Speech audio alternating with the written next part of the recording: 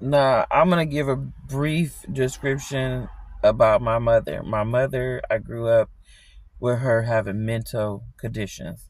And this is very big in the black community with our mothers. A lot of our mothers are bipolar or diagnosed bipolar, which I don't know if that's true because some of them seem like they got a lot of goddamn sense at some points at times.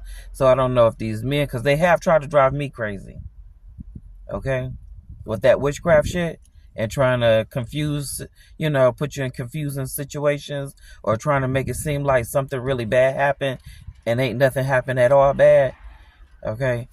So, because I recall an incident when I was in elementary school. I was in the kindergarten or the first grade, and my mother, she had a lot of mental conditions back then that I saw, but try to how you try to overlook your parents'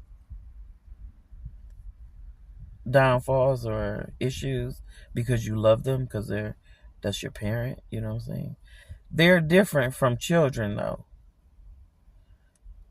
Okay, children have this unconditional love that parents don't have. Some parents can have children that they completely hate and won't not, and are just using you for money purposes, or what they think that you might bring to them. But and that's where we have to let go. Some of our parents weren't meant to be our parents. So my mother came up to and you can check this out. Even Child Protective Services came to my school, asked me questions about my mother and situations that involved us and some altercations. And if any teachers are still alive that went to the school called Wilkinson in Detroit, Michigan, that's off of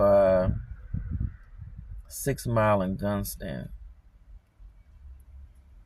No, Gunston.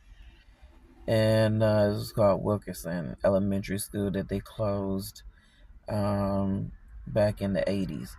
And she came up to the window, knocking on the window, telling me to come to her. And my teacher, she grabbed me and held me and was like, no, let's just see what's wrong with your mother or whatever, because why is she at the window telling me to come here?